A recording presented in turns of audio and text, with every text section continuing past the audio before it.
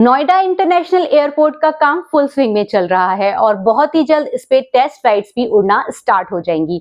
उससे पहले जो एक बहुत अच्छी खबर सामने आ रही है वो ये है कि गाजियाबाद से नोएडा इंटरनेशनल एयरपोर्ट को कनेक्ट करने वाला जो रैपिड रेल का जो प्लान है वो एनसीआरटीसी द्वारा बन गया है, यानी कि इसका जो डीपीआर है वो रेडी कर लिया गया है और इसको फर्दर सौंप दिया गया है यमुना अथॉरिटी के पास अप्रूवल्स के लिए।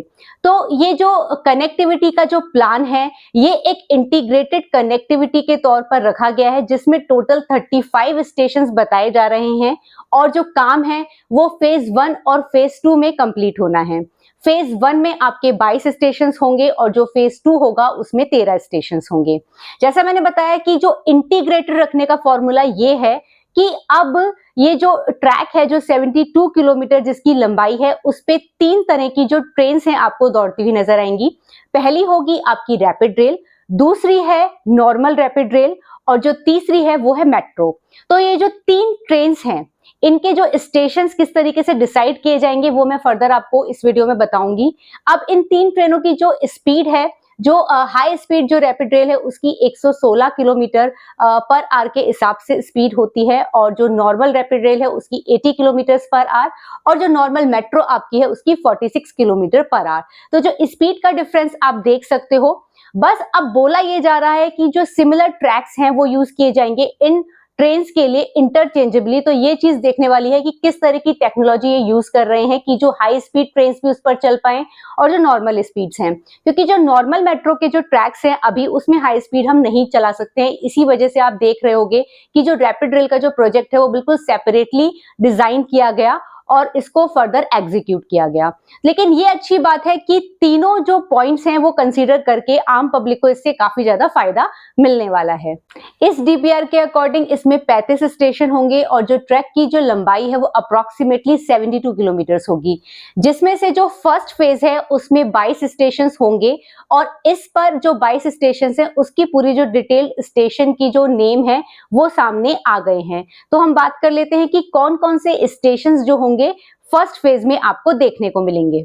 स्टार्टिंग पॉइंट तो गाजियाबाद ही रहेगा और फिर जो पहला स्टेशन आपको मिलेगा वो Siddharth Vihar, second Ghaziabad south, third Greno west sector 16C, fourth Greno west sector 4, 5 Ecotech 12, 6 Greno west sector 2, 7th Greno west sector 3, 8th Greno west sector 10, 9th Greno west sector 12, 10th knowledge park 5, 11th police line Surajpur, 12th Malakpur, 13th Ecotech 2, 14th knowledge park 3, 15 alpha 1, 16 omega 3, 17 Ecotech 1E, 18 Ecotech 6, 19 Dankaur, 20 YEIDA north sector 18, 21 YEIDA sector 21 and 22 Noida airport.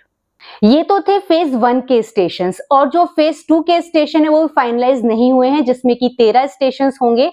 तो इस वजह से इसकी कोई deadline भी नहीं है। इसकी जो फेज 1 की डेडलाइन 2030 है और इसे कंप्लीट होने में लगभग 6 साल का समय लगेगा। देखिए, अब जो मेन जो चीज है समझने की वो आपको ये समझना चाहिए कि इसमें तीनों स्टेशन जो है इंटीग्रेटेड दिखाए गए हैं, rapid rail, normal rapid rail और मेट्रो। मैं ऑलरेडी एक वीडियो रैपिड रेल का बना चुकी हूं जो कि गाजियाबाद से नोएडा इंटरनेशनल एयरपोर्ट को कनेक्ट करेगी, तो वो आप देख सकते हो कि रैपिड रेल के कौन कौन से स्टेशंस होंगे अगर आपको डिटेल वीडियो देखना है। मैं इसमें बस आपको एक चीज बताना चाहती हूँ, जैसा मैंने बोला कि इसमें तीनों तरह के आपको स्टेशंस देखने को मिलेंगे। अब ये जो आपका डीपीआर है ये भी ऑन पेपर्स है, लेकिन ये किस तरीके से एग्जीक्यूट होगा ये देखने वाली बात है। तो इसका एग्जाम्पल मैं आपको एक तरीके से देके बताती हूँ कि जैसे रेलवे स्टेशन आपने कभी ट्रैवल किया हो तो उसमें भी 3 तरह की आपने ट्रेन देखी होंगी। एक होती है राजधानी, दूसरी होती है एक्सप्रेस ट्रेन और तीसरी आपकी लोकल ट्रेन। तो आपने देखा होगा कि जो राजधानी होती है उसके स्टॉपेजेस होते हैं कम, एक्सप्रेस के उससे थोड़े ज्यादा होते हैं और जो नॉर्मल जो ट्रेन रहती हैं उनके काफी सारे स्टॉपेज रहते हैं, वो हर स्टेशन पर रुकती हैं। उसी तरीके से मुझे जो लग रहा है ये 3 तरह की जो ट्रेन हैं एक ही ट्रैक पर दौड़ाने की जो बात की जा रही है वो इसी तरीके से एग्जीक्यूट किया जाएगा इसको कि जो आपकी रैपिड रेल, जो high speed rapid rail trains हैं, उनके स्टॉपेज बहुत लिमिटेड होंगे और वो कुछ ही स्टेशंस पे रुकेंगी। वो ऐसा नहीं होगा कि 22 की 22 स्टेशंस पे रुकेंगी, तो वो पहुंचने में बहुत समय लग जाएगा। तो जो हाई स्पीड रैपिड रेल्स हैं, वो कुछ स्टेशंस पर ही उनको स्टॉपेज दिया जाएगा, और जो आपकी नॉर्मल रैपिड रेल है, उसको जो उसका एक्सप्रेस ट्रेन से आप कंपेयर कर सकते हो कि उसके और ज्यादा स्टॉपेजेस होंगे, और जो नॉर्मल मेट्रो होगी वो तो जैसे कि हर स्टेशन पर रुकते हुए जाती है, उस तरीके से उसके ऑपरेशंस होंगे। सो ये जो चीज है, ये मैंने आपको बता दी है। लेकिन इस डीपीआर के आने के बाद एक चीज ये भी कही जा रही है कि जो अब डिस्टेंस होगा आपका नोएडा इंटरनेशनल एयरपोर्ट का, सराय काले खां से हो या फिर दिल्ली एयरपोर्ट से या फिर मेरठ से, बहुत ही कम हो जाएगा।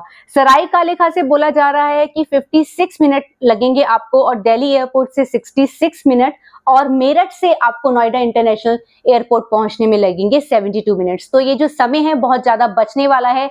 अगर ये प्लान एग्जीक्यूट हो जाता है 2030 तक भी, मैं कह रही हूँ अगर ये बन जाता है, तो नोएडा इंटरनेशनल एयरपोर्ट तक की जो कनेक्टिविटी होगी वो तो अच्छी हो ही जाएगी, और जो आम पब्लिक है उसके लिए भी बहुत आसानी हो जाएगी। सो ये वीडियो था, और इस वीडियो को मैं जितना अच्छे से एक्सप्लेन कर सकती थी मैंने कर दिया है। तो अगर आपको ये वीडियो मेरा पसंद आया है तो इस वीडियो को लाइक कर दीजिए, और अगर आपने अभी तक living with Shweta Gaurav channel को सब्सक्राइब नहीं किया है तो इसी तरह के अमेजिंग वीडियोस देखने के लिए इस चैनल को सब्सक्राइब भी कर लीजिए। मिलते हैं कुछ और अमेजिंग वीडियोस के साथ। Bye bye.